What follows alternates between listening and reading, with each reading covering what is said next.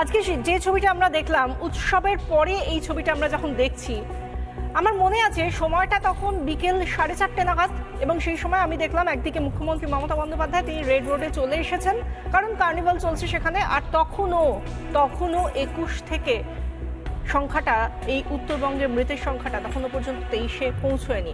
আমরা সত্যি আমরা বলে না যে ফিঙ্গার ক্রসড রাখা, আমরা চাই যেন এই সংখ্যাটা সত্যি না বাড়ে। যে কোনো শুভবুদ্ধি সম্পন্ন মানুষ এটাই চাইবেন, কিন্তু আমরা জানি না যে সত্যি কি হতে চলেছে। যেখানে এতগুলো মানুষ একেবারে মানুষের সঙ্গে প্রাণী, গবাদি পশু, বন্য প্রাণ সবকিছু ভেসে যাচ্ছে। আমার খুব ভয়ঙ্কর একটা ছবি লেগেছে, যেখানে দেখেছি গন্ডার পর্যন্ত ভেসে যাচ্ছে। সেই জায়গা থেকে এতগুলো মানুষ তারা মারা গিয়েছেন অলরেডি। অনেক মানুষ যারা পর্যটক, তারা এখনো যেখানে যেখানে যারা ছিলেন তারা কেউ কেউ সেখানেই জলবন্দী অবস্থায় রয়েছেন। আর মুখ্যমন্ত্রী একদম কাল বিলম্ব করেননি, তিনি প্রথমে হাততালি দিচ্ছিলেন, তারপর কার্নিভালে যখন দেখলেন একেবারে উৎসব দুর্দান্ত গতিতে এগিয়ে চলেছে, একের পর এক ঠাকুর আসছে, তখন তিনিও নাচতে শুরু করলেন। একদিকে অঙ্কুশ, অন্যদিকে ঐন্দ্রিলা, তিনি নাচছেন। এরকম সিলভার স্ক্রিনের বিভিন্ন ব্যক্তিত্ব তাদেরকে সঙ্গে নিয়ে নাচছেন। কি আনন্দের বিষয়, সত্যি খুব আনন্দের বিষয়। আমরা জানি না যদি কলকাতায় বা দক্ষিণবঙ্গে এই ধরনের বিপর্যয় হতো, ভগবান না করুক, তাহলে কি তিনি এইভাবে নাচতে পারতেন? উত্তরবঙ্গ বলেই কি এরকমভাবে একচোখামি করছেন? উত্তরবঙ্গ কি এ রাজ্যের অংশ নয়? উত্তরবঙ্গের অভিভাবিকা কি মুখ্যমন্ত্রী মমতা বন্দ্যোপাধ্যায় নন? এই জায়গা থেকেই আমরা একের পর এক প্রশ্ন ছুড়ব, কারণ প্রশ্নগুলো আজকে খুব স্বাভাবিকভাবেই প্রাসঙ্গিক।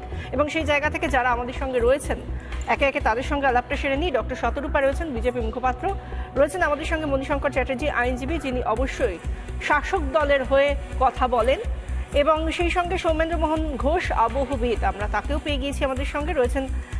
আমরা ঝন্টু বাবুকেও এক্সপেক্ট করছি কিছুক্ষণের মধ্যে, এবং আমরা ঝন্টু বড়াইক অধ্যাপক, তিনি এসে গিয়েছেন এই মুহূর্তে অনলাইনে আমাদের সঙ্গে রয়েছেন, এবং সেই সঙ্গে গোপীনাথ ভান্ডারী স্ট্রাকচারাল ইঞ্জিনিয়ার, তাকেও আমরা পেয়ে গিয়েছি আমাদের এই প্যানেলের আলোচনায়।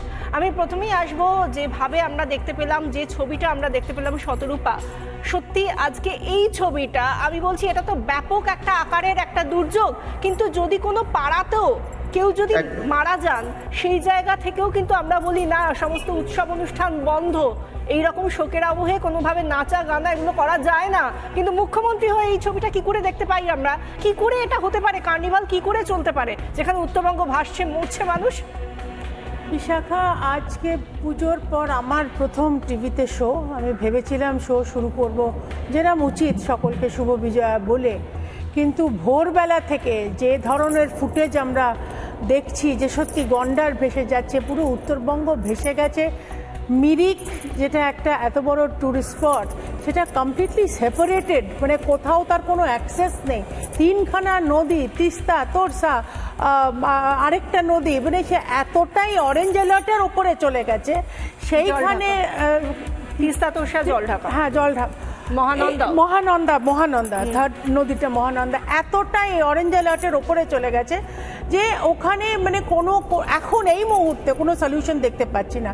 কিন্তু তা সত্ত্বেও সকাল থেকে যেটা আরেকটা খুব নোটিসেবল ঘটনা হচ্ছে, যে মাননীয় প্রধানমন্ত্রী, মাননীয় স্বরাষ্ট্রমন্ত্রী কন্টিনিউয়াস মনিটর করে যাচ্ছেন।